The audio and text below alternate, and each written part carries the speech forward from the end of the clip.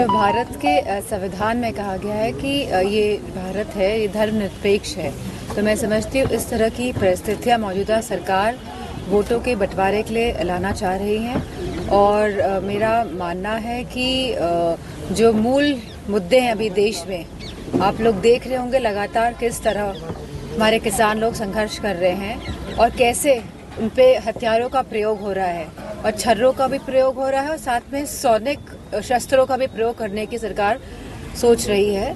और जैसे कि हमने जब देखा है कि मीडिया वाले तो पूरा बुलेट प्रूफ जैकेट्स और हेलमेट्स और सब पहन के वहाँ पे हैं, वो अच्छी बात है क्योंकि हालात बहुत संवेदनशील हैं, लेकिन उन किसान लोग हैं वो कुछ भी इस तरह के इंस्ट्रूमेंट्स नहीं पहने हुए हैं जिससे कि वो अपने आप को प्रोटेक्ट कर सके। और सरकार द्वारा लगातार उन पे छर्रे छोड़े जा रहे हैं, रबर बुलेट्स, आंसू गैस छोड़ी जा रही है। तो इस तरह की निर्दयी सरकार लोगों को मुद्दों से भटकाने के लिए इस तरह की यूसीसी इस तरह के लेकर आ रही है।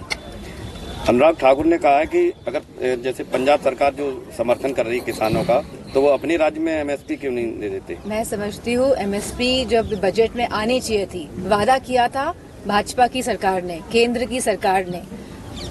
उत्तर प्रदेश में चुनाव होने जा रहे थे, तभी ये 3 कानून वापस लिए गए थे और उसी समय वादा किया गया था कि एमएसपी दी जाएगी और जितने किसान लोग मरे हैं इस आंदोलन के दौरान उन सबके बच्चों को नौकरियां दी जाएंगी और आर्थिक सहायता भी दी जाएगी।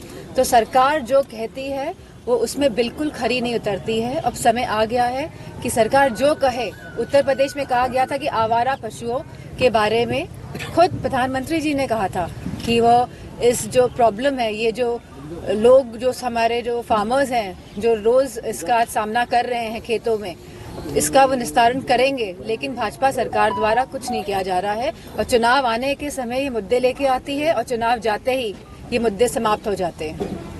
इलेक्शन नजदीक है, कांग्रेस के तमाम जो सीनियर लीडर हैं कहीं और दूसरे दलों की तरफ, ये तब कांग्रेस से पूछिए। गठबंधन आपके साथ हुआ है ना पार्टी में?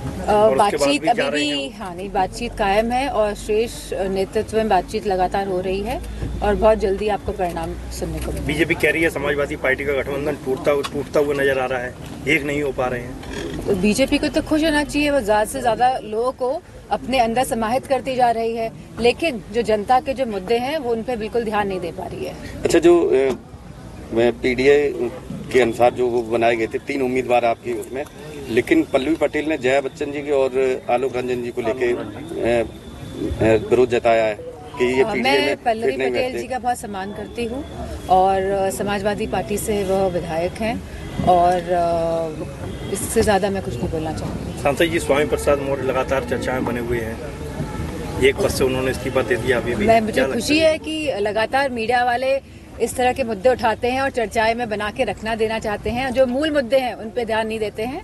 तो मैं आप सबको भी बहुत इस बारे में मुबारकबाद करूँगा। क्या माना जाए, राजभर जी जैसे भाजपा में चले गए हैं, क्या स्वामी जी भी जाने की तैयारी में? I would not like